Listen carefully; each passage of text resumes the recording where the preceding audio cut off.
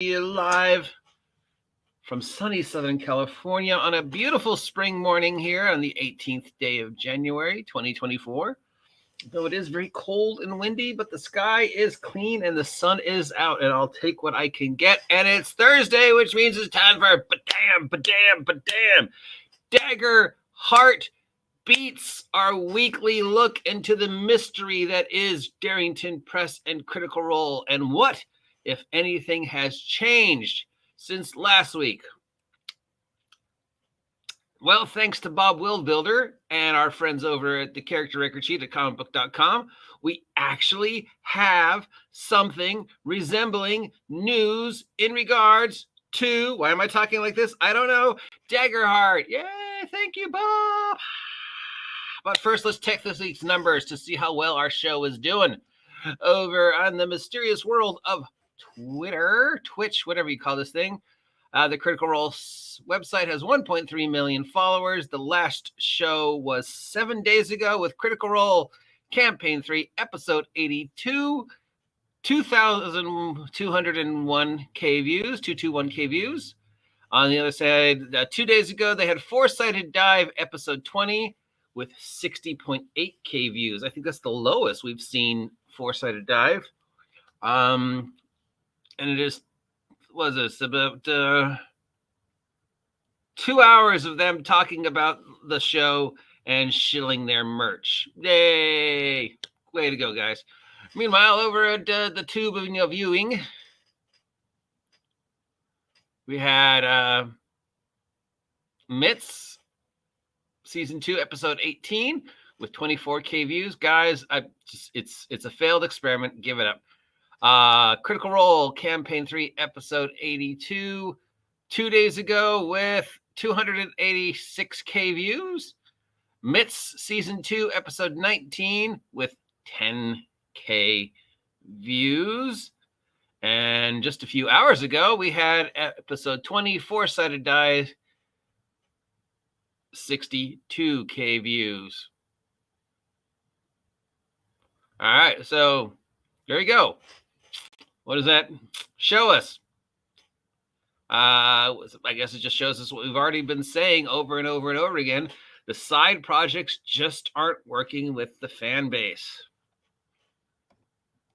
Okay, Daggerheart news time.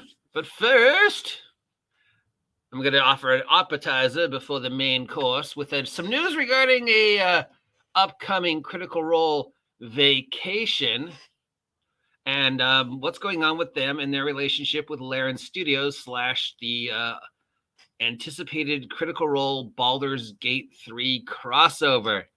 Well, amongst other things, they are now officially admitting the show is pre-recorded and planned out on what days they're doing things.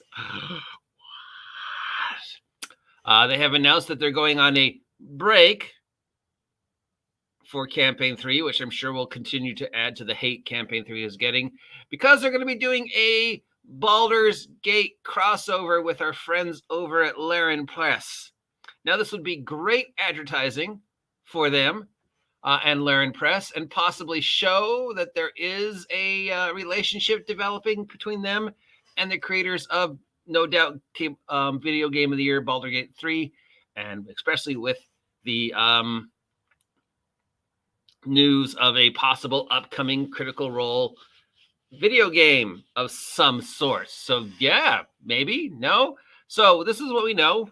It is going to be about 2.5, 3 hours, and it's going to at least involve them playing around with the character creator programming for Baldur's Gate 3 as they try and take the Baldur's Gate 3 character creator through his paces by seeing if they can build the various characters that they are currently playing in Campaign 3 into Baldur's Gate 3.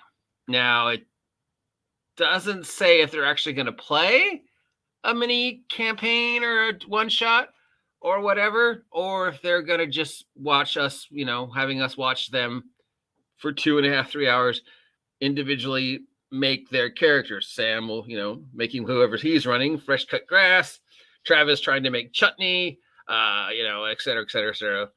And seeing if what we've seen in the animation and what we've seen in their heads and what we've seen on the screen, on the show, can translate to the character creator. Now that, I don't know, I mean, if it works like an interview thing, like during the time while we're watching them make the characters, we also get to talk to them, and the creators and how Baldur's Gate 3 works and their relationship with Larian. I'm probably saying that wrong, right? Larin. No, I am saying it wrong. Larian Studios, and hints, maybe that's a good thing. If it were, it would have to be very lively, because I don't know, is there a fan base enough to watch them basically go into a character creator on a video game program, individually cutting back and forth and watching, oh, okay, I'm gonna turn her hair pink, beep beep beep. Oh, I don't like that. What color, beep? Let's go back one. Okay, yes, that pink, and I want it to be curly. Beep beep beep beep. Curly. No, beep beep. No, that's not curly. Is that something that's gonna excite people, or are they gonna be like, oh my god, if I had a choice between this and watching paint dry, and I chose this, the paint's looking more exciting. But if there's indicated and talking and interviewing and hinting and stuff like that, maybe it's like sounds like it's like 2 hours, maybe 3. Now, would people rather watch them play through a short Baldur's Gate 3 scenario or something? Maybe. I don't know. I don't know. I mean, there are a huge amount of people that will watch other people play through Baldur's Gate 3 for an hour or two on the YouTube and on the Twitter and on the Twitch. So there's no mistaking that there definitely is an audience for watching people play the game.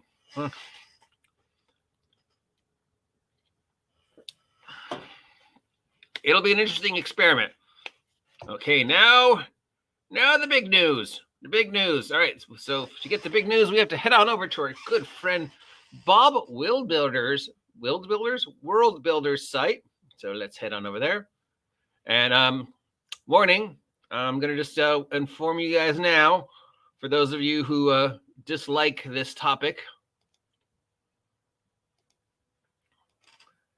This and a lot of this. Okay, there's a lot of this in Daggerheart 3. Now, as Bob reminds us at the beginning of his point-by-point go-through, it is still early in the playtest for Daggerheart. So anything we see, take with a grain of salt, because it could change. All right. So Bob was able to, with permission from Critical Role, show us what he acquired while he was at PAX during the playthrough he did of Daggerheart. He gets to show us the classes that there were available: Bard, Rogue, Sorcerer, Warrior, Guardian, Paladin, Druid, and Ranger. Warrior, Guardian, and Seraph are the ones that are unique to Daggerheart. The rest are things we've already seen. We know what a rogue is. We know what a sorcerer is. We know what a ranger is. Warrior is a fighter, straight up fighter, guy with the sword. Guardian is kind of a paladin, sort of, Bob says, a fighting cleric. And Seraph is more of a Healy cleric, thus the name. Then Bob was able to show us some of the stuff he acquired. And it starts right here with the Ribbit class, Ribbit race being one of the many, I think, 14 races or ancestries, because we can't call them races or whatever, species, ancestries, heritages, whatever you want to call it, costume you're going to wear. And one of the ones is the Ribbit. Ribbits are amphibious and have a long tongue. And if they use their long tongue in combat, they get stress. Stress is a mechanic that's in Daggerheart, at least for now. If you accumulate stress, it makes doing things harder for your character, so you don't really want to use stress or gain stress points if you can avoid them. But if you want to use the tongue in combat or between the sheets, I guess, you have to spend stress. Weirdly, that a frog-based race does not have leaping as one of their abilities. Instead, you want to focus on the tongue thing, huh? Yeah, because we know that's not going to go anywhere badly. Okay. So, humanoid frog adventurers. For those people who want to play cute non-humans. This appeals to people, I assume, or at least Darrington Press feels it appeals to people, and there apparently is a lot more of these. So just again, if you are very curious about the racial ancestries available to you in the Daggerheart universe, continue to watching. But if the idea of yet another game with anthropomorphic cute animals, then you should probably stop watching now. All right, so let's see what else Bob was able to show us. All right. Exploring with Commercial. I'll just turn that off so I don't get us in trouble.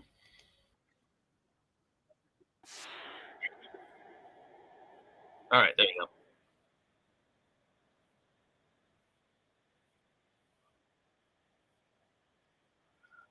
One in your party. So we've got halflings, half giants,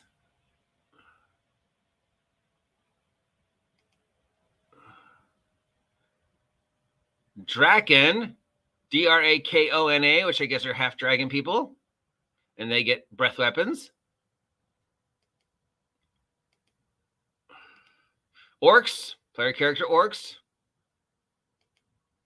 Fawns, which are apparently a crossover from the current campaign, because Ashley's character is a member of this race in campaign 3.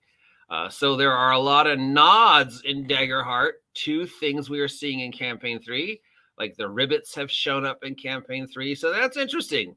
We have been suggesting that campaign 4 will be a transition from the post-apocalypse of campaign 3 into a brand new campaign. I have speculated that the best way to do this would be to start campaign 4 with the characters using mechanics we're familiar with, the current 5e, and then over the next 2, 3, 4 sessions, slowly convert the characters from the universe of Xandria as we know it, Dungeons and Dragons, to the brand new Xandria using Daggerheart, and perhaps the events in campaign 3 and the destruction of the god thing will explain the transition, and he's going to continue to use Exandria. There's absolutely no reason why he shouldn't continue to use Exandria, Tal'Doria, as the setting for the story, especially if it's post the apocalypse we're seeing in campaign 3, because that's 100% his. So it would be, and that's what people know. But yeah, goat people. So those of you who complain, again, if you're looking for a game that has cute and fuzzy animals and anthropomorphic, rabbit people, this is it. Then we got Demon, which is their take on the controversial tiefling, half demon, half whatever. We got dwarves. We've got cat people. We've got, thank God, humans. But, what is my bonus for playing a human? Every other race gets at least 2 abilities. Humans get 1. When you fail a roll that utilize one of your experiences, you may spend 2 hope to reroll. You must take the new result. So kind of like half luck. We've got the Galpa, which are, I think, what does that say? I can't read. Turtle people? Yeah, turtle people. Sort of like a barbarian turtle people. So we got the fawn. Elves, of course. Elves, dwarves, and halflings. Looks like we've got a artificial robot race. Again, another nod to campaign 3 with fresh cut grass. We now have a robot race in Daggerheart. Pixies.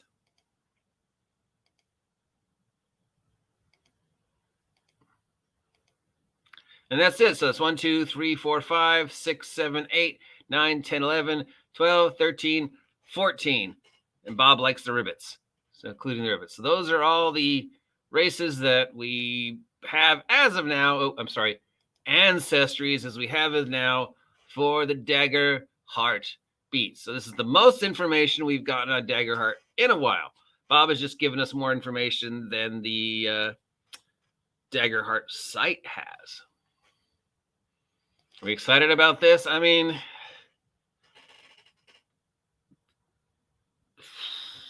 I'm trying to be nice.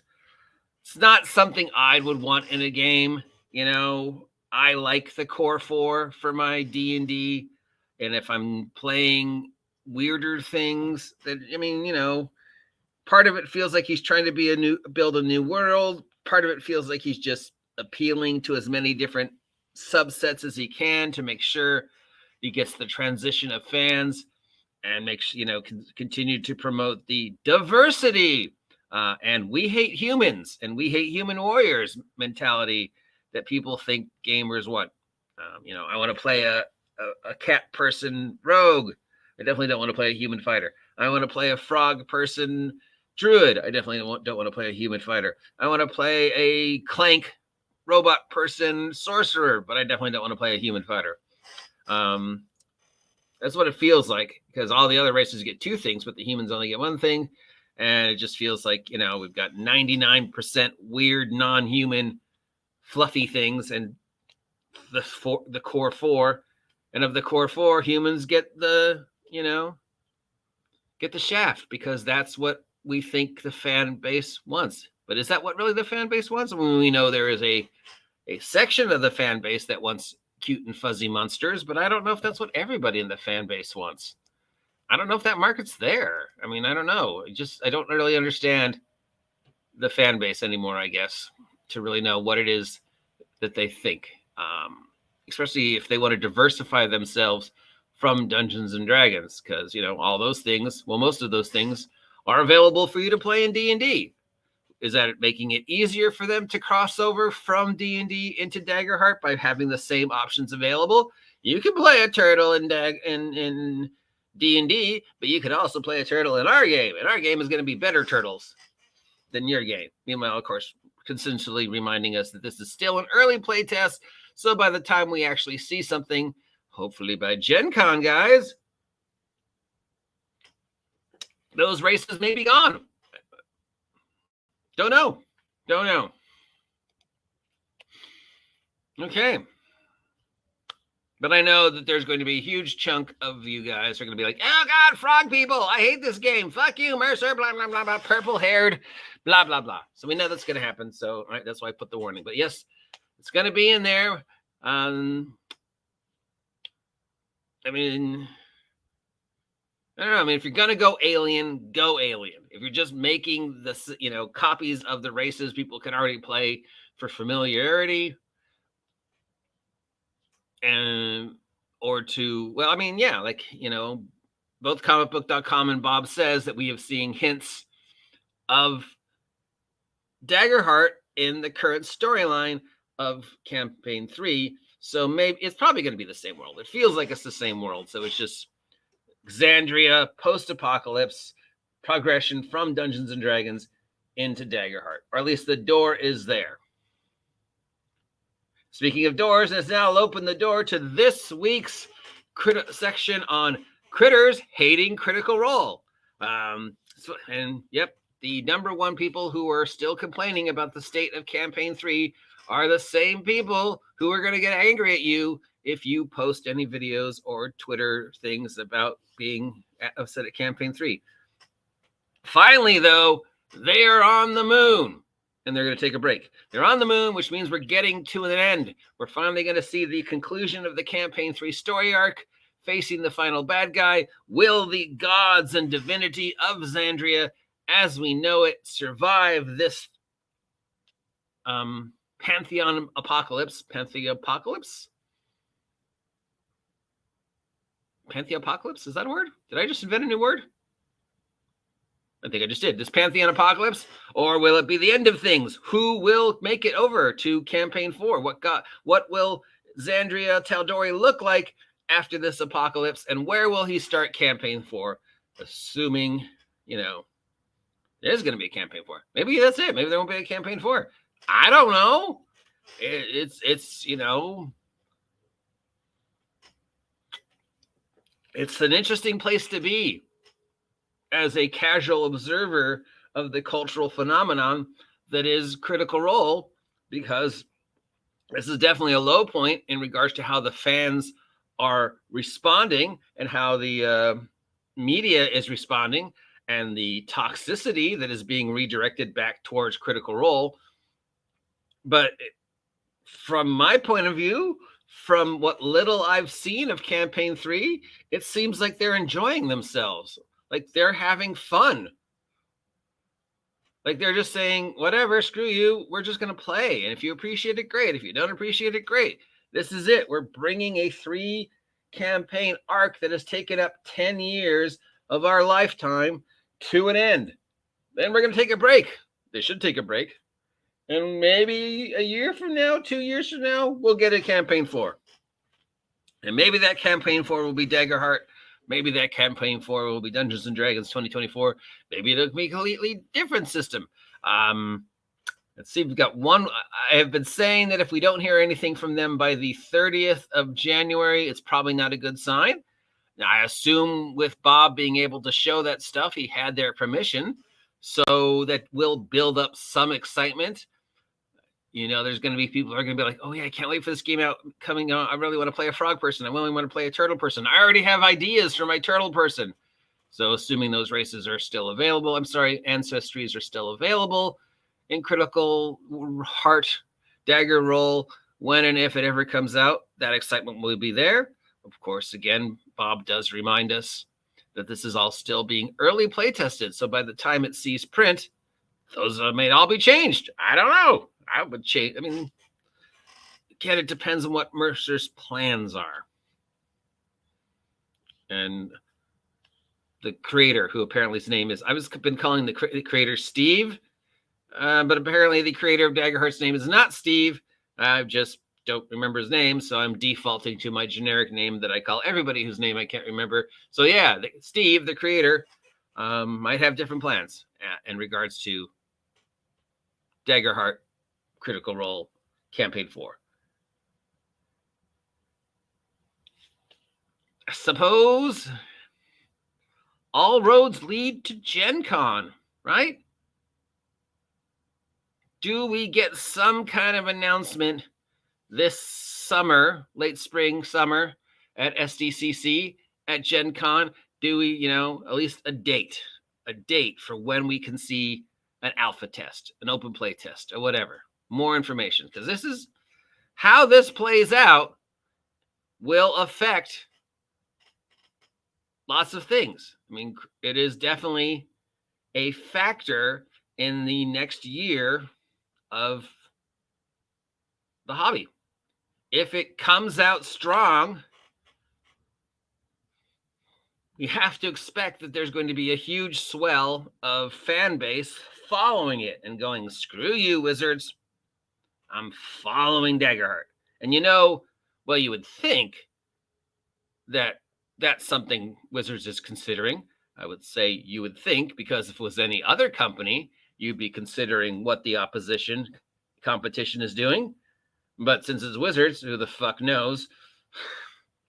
And you would think that most of the other companies, ranging from really, really small guys like me and Wretched, all the way up to the huge guys like Paizo and Kobold, are watching, going, okay, what is going on with 2024 D&D? What is going on with Daggerheart?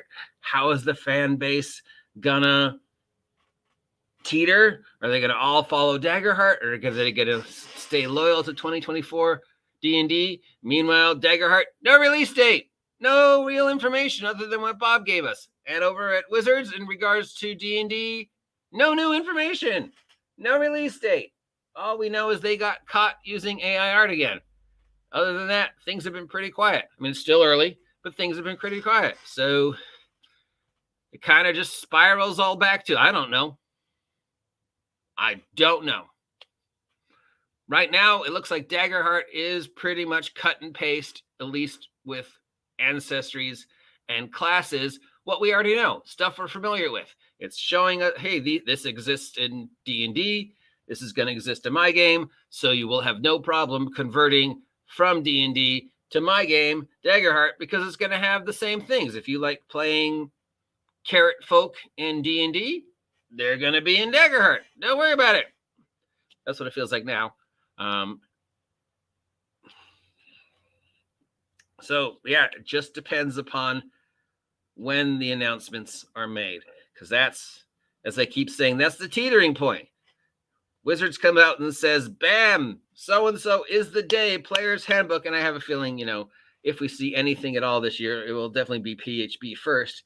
What was the imaginary day? I've been saying March 5th, they say it's coming out, bam. And then once we know that, we can, for everybody else, we can go, okay, do we release our product before March 5th or after March 5th? And then what is Daggerheart going to do?